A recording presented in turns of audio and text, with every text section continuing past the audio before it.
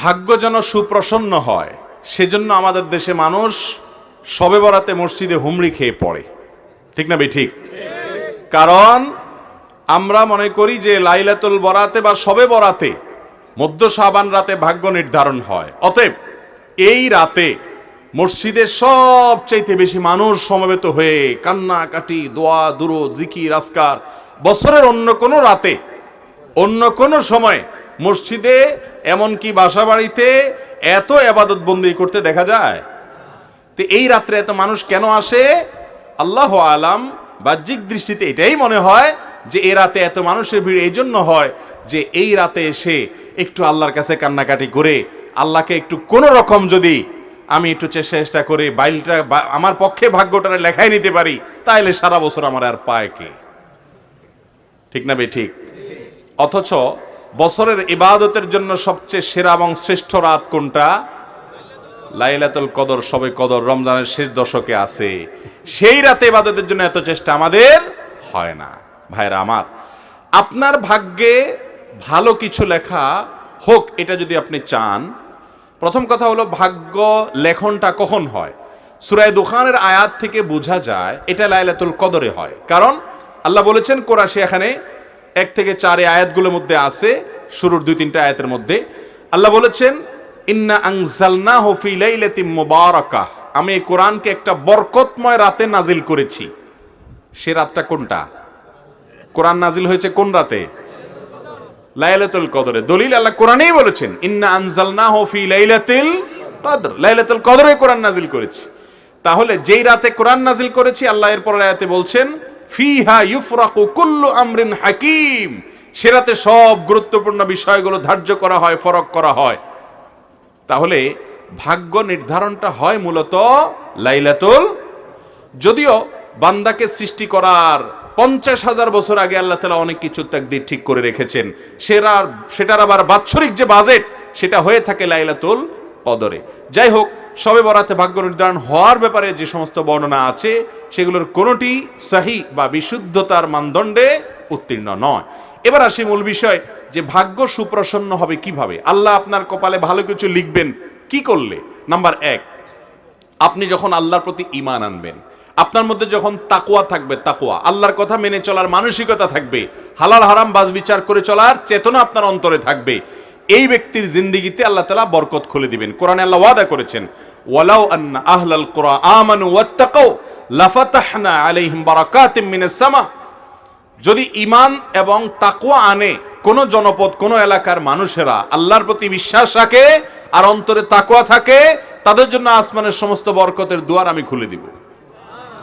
আপনারা বলতে পারেন হুজুর, ঈমান আনলে তাকওয়া অনুযায়ী চললে আল্লাহর আদেশে মেনে চললে যদি সব ভাগ্যে ভালো কিছুই লেখা হয়, তো আফ্রিকান মুসলমানদের এত দুরবস্থা কেন?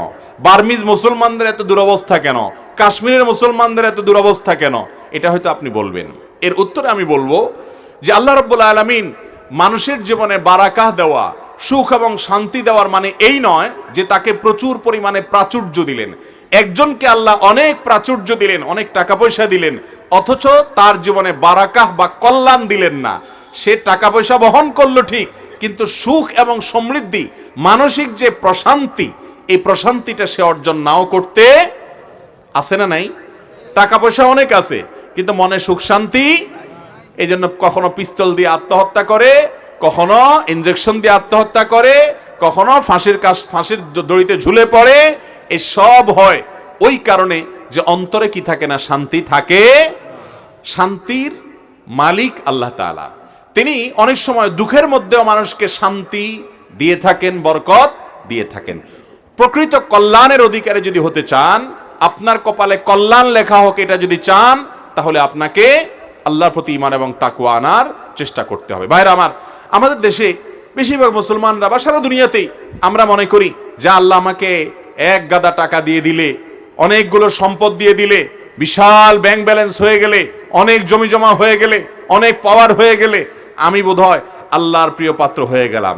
মনে রাখবেন, ফেরাউনকে আল্লাহ তাআলা অনেক ক্ষমতা দিয়েছেন, কারুনকে অনেক সম্পদ দিয়েছেন, নমরুদকে অনেক প্রতিপত্তি দিয়েছেন, কিন্তু এর কোনোটি তার কল্যাণ আনতে পারে।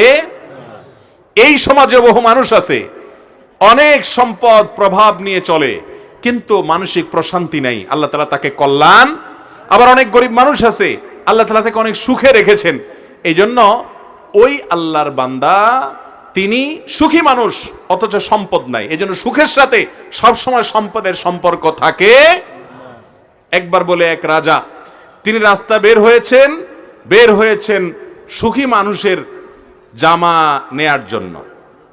তো একবার খুঁজতে খুঁজতে খুঁজতে এক লোক পাইছে, তার গায়ে ছালার একটা চট আছে। তো দেখলো যে লোকটা রাস্তার ধারে শুয়ে নাক টেনে ঘুমায়, পাশ দিয়ে ট্রাক যায়, বাস যায়, কোনো তার বিহিত নাই, ঘুম আর ঘুম, শান্তি আর শান্তি।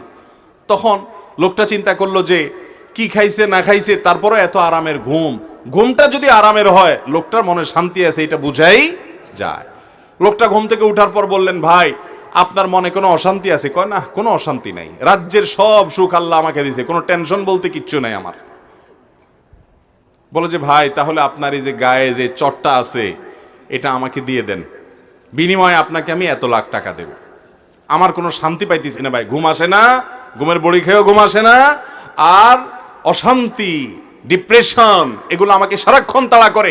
মানুষ দেখে যে আমি অনেক সুখে আছি, আসলে সুখ জিনিসটা আমাকে আল্লাহ তাআলা দেন নাই। কিছু ভোগ করি, বাট সে ভোগে আমাকে তৃপ্তি দিতে পারে না।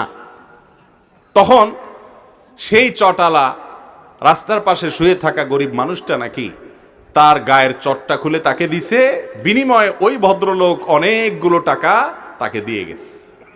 টাকা দেওয়ার পর এই ভদ্রলোক এই টাকাগুলা চিন্তায়, কি করবে, কোথায় রাখবে, কে নিয়ে যায়, কে না নিয়ে যায়, কে ডাকাতি করে, এই টেনশনে এবার এর ঘুম হারাম হয়ে গেছে।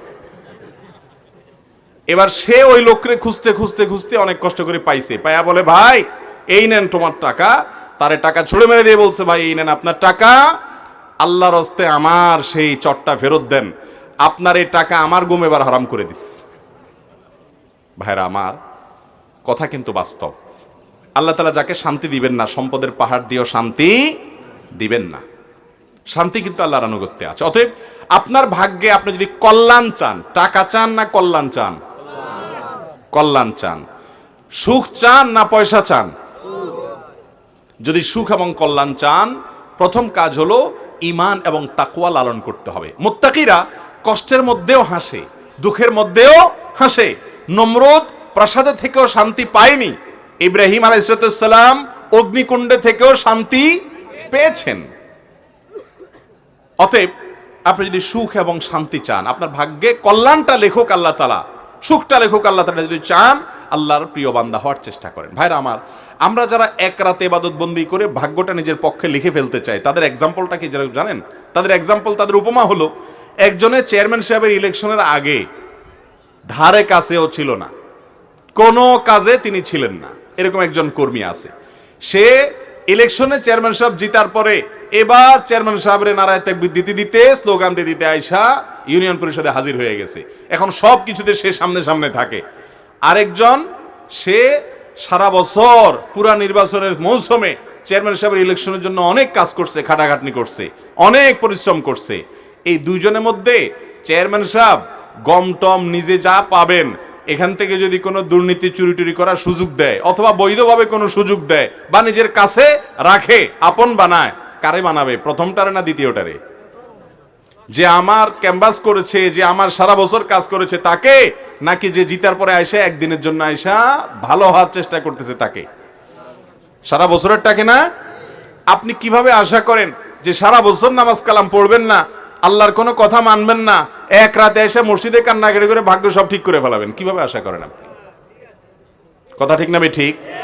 অতএব ভাগ্য আমাদের জন্য যাতে সহায় হয়, আল্লাহ যেন আমাদের কপালে ভালো কিছু লেখেন, এটার জন্য এক রাত নয়, সারা বছর আল্লাহর আনুগত্য করার, আল্লাহর কথা মেনে চলার প্রতিজ্ঞা করতে হবে। নাম্বার 2, আত্মীয়তার বন্ধন রক্ষা করা। এটা ভাগ্য সুপ্রসন্ন হওয়া, কপালে ভালো কিছু লেখা হওয়ার অন্যতম একটা বড় কারণ। নবী করিম সাল্লাল্লাহু আলাইহি সাল্লাম বলেছেন বুখারীর হাদিসে, মান সাররাহু আন ইউবসাতা লাহু ফি রিজকি আও ইউনসালাহু ফি আসারি ফালিয়াসিল রাহিমা। যে ব্যক্তি চায় তার রিজিক আল্লাহ তাআলা অনেক বাড়িয়ে দেখ, রিজিকে বরকত হোক, কল্যাণ হোক, তার হায়াত এবং জীবনে বরকত হোক, এটা যদি কেউ চায়, তাহলে সে যেন আত্মীয়তার বন্ধনগুলো রক্ষা করে। রক্ত সম্পর্কীয় আত্মীয়, ভাই বেরাদার, আপনার বোন, ভাতিজা, আপনার ফুফু, আপনার চাচা, আপনার মামা, খালা, এই যে রক্ত সম্পর্কীয় মানুষগুলো আছেন, বাবা মা তো বটেই, এই মানুষগুলোর সাথে যদি আপনি খুব বেশি যোগাযোগ রাখেন, সংযুক্ত রাখেন, সম্পৃক্ত থাকেন, ভালো সম্পর্ক রাখেন, হাই হ্যালো রাখেন, সাধ্য অনুযায়ী পাশে দাঁড়ান, আর কিছু না হোক সম্পর্ক যেন খারাপ না হয় সে চেষ্টা করেন, তাহলে আপনার জীবনে বরকত নেমে আসবে ইনশাআল্লাহ। তৃতীয়ত, আপনার ভাগ্যে ভালো কিছু লেখা হবে যদি আপনি আল্লাহর প্রশংসা করতে শিখেন, শুকরিয়া আদায় করতে শিখেন। আল্লাহ বলেছেন, লা ইন শাকারতুম লা আযীদান্নাকুম, যদি তোমরা আমার কোন নিয়ামত পাওয়ার পর কৃতজ্ঞতা আদায় করো, আলহামদুলিল্লাহ বলো, শুকর আদায় করো, যে নিয়ামত পাইছো এটাকে আমি আরো বাড়াই দিব।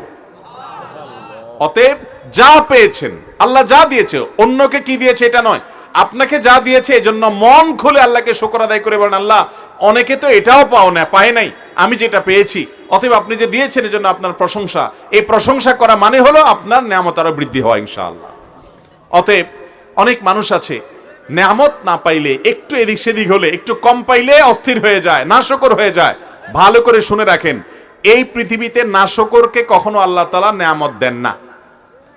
বহুত নাশকর আছে দেখবেন সারা জীবন হাউতাস করে, নাই নাই কিছু হলো না রে, গেল না রে, শেষ হলো রে, কপাল পড়ে, আমি শেষ হয়ে গেলাম, ধ্বংস হয়ে গেলাম, ভাগ্যরে গালিগালাজ করে, এগুলো সারা জীবন কপাল পড়াই থাকে। আর যারা যা পাইছে এটার উপর শুকর আদায় করে, আল্লাহ তাদের নিয়ামত বাড়িয়ে দেয়।